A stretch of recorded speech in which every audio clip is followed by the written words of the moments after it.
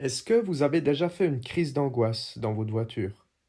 Est-ce que ça vous est déjà arrivé, de conduire, peut-être sur l'autoroute, quand tout à coup votre, cœur s'est peut-être accéléré, des pensées intrusives ont commencé à envahir votre esprit et toutes ces sensations vous ont peut-être fait croire à une crise cardiaque ou un problème de santé très grave quelconque?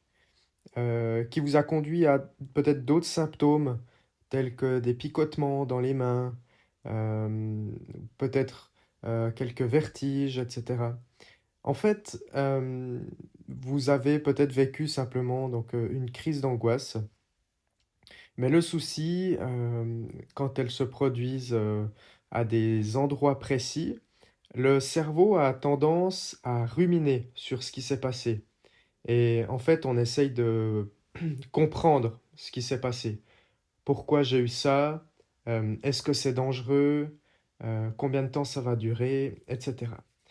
Et il est probable que, lorsque vous reprenez la voiture, et ben, il y ait une connexion qui s'est faite entre, la voiture et cette sensation, ou peut-être même pire, la voiture, cette sensation et l'endroit exact, sur lequel, ça s'est produit.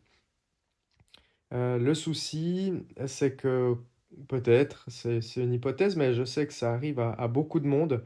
En fait, quand vous reprenez la voiture, quand vous conduisez, et que vous retrouvez donc le chemin, sur lequel ça s'est produit, les symptômes recommencent exactement au même endroit, avec les mêmes pensées intrusives et les mêmes symptômes et sensations. Et en fait, cela crée une boucle, un espèce de cercle vicieux et donc cette, croyance va se renforcer et et donc vous allez trouver peut-être des techniques, d'évitement pour ne plus passer à cet endroit. Cela peut se passer, peut-être lors d'embouteillages ou bien, même sur une route, normale, hein.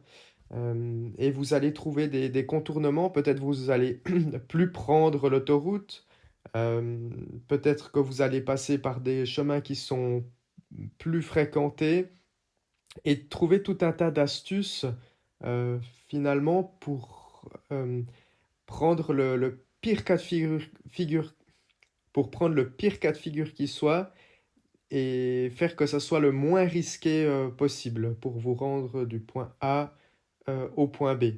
Je sais qu'il y a même certaines personnes, qui passent proches des hôpitaux ou bien des centres de santé, et le cerveau, le cerveau humain a vraiment la capacité à être très créatif et on a tendance à trouver tous les moyens possibles, ben, finalement pour se sauver. Alors maintenant, comment casser ce cercle? Comment, changer cette croyance pour ne plus croire que ce lieu ou cette situation est dangereuse pour vous. Déjà, en premier lieu, il faudrait identifier, l'origine de votre anxiété. Pourquoi vous avez cela? Donc ça, c'est un sujet, qui est très personnel. J'ai fait une formation, que vous pouvez retrouver donc dans la description sur vaincreanxiété.fr, qui va vous expliquer en fait comment identifier le déclencheur de votre anxiété. Donc ça, c'est vraiment le premier point, le plus important. Pour certaines personnes, ça peut être un abus, un viol, des difficultés pendant l'enfance, un grave traumatisme, un accident. Il y a donc certainement un déclencheur qui a eu dans un moment ou un autre de votre vie et ça s'est réveillé. Donc voilà, première chose, identifier l'élément déclencheur de votre anxiété. Ensuite, trouver la croyance qui est liée à cette peur. Je m'explique. Hem, Quand vous avez une crise d'angoisse, peu importe, dans n'importe quelle situation, il y a une croyance qui est que vous allez probablement mourir. C'est vrai que les enjeux sont énormes, parce que c'est ce que le cerveau pense sur le moment. Il faudrait trouver en plus donc du déclencheur qu'on a parlé tout à l'heure, d'où vient cette croyance? Est-ce qu'elle est fondée ou est-ce qu'elle est infondée? Hem, il y a forcément un moment où vous y avez cru, où vous aviez pensé que c'était vrai. Donc vous devez prendre la 1re situation, heu, quand ça s'est produit, prendre la sensation et en fait, essayer de mentalement dissocier les 2.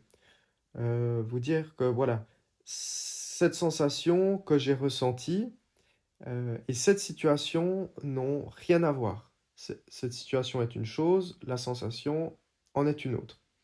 Et quand vous faites ce travail, en fait, vous faites, hem, mentalement une espèce de séparation, et vous allez tout de suite vous sentir un petit peu plus léger. 3e étape, vous devez donc maintenant réécrire, vos, schémas de pensée, vos chemins neuronaux. Vous devez les entraîner vers une vision beaucoup plus positive. Donc vous devez prendre la pensée négative, hem, pour la transformer en pensée positive. Et en fait, vous avez vu à quel point vous avez inconsciemment, renforcé cette pensée négative. À quel point c'est puissant, à quel point votre corps répond à cette pensée.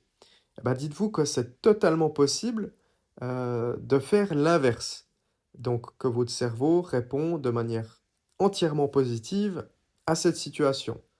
Heu, En fait, c'est une vision, une perception qu'on a de la réalité. Voilà, il y a des personnes qui aiment le bleu, il y en a d'autres, qui aiment le rose.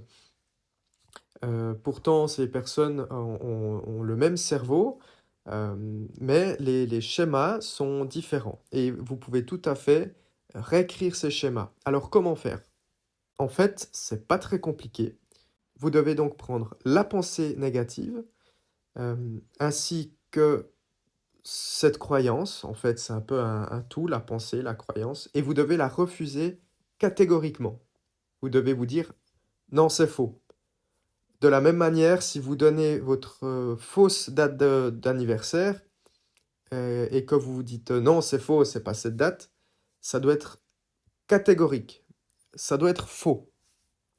Ensuite, vous devez, reprendre une vérité. C'est comme une graine que vous allez planter dans votre cerveau, qui va mûrir et cette vérité, par exemple, vous pouvez vous dire: «Quoi qu'il arrive, même si je ressens cette sensation ou ces sensations, je sais que je suis en excellente santé et que je vais très bien. Donc, ça peut se reproduire dans le futur autant de fois que je veux, autant de fois que ça pourrait.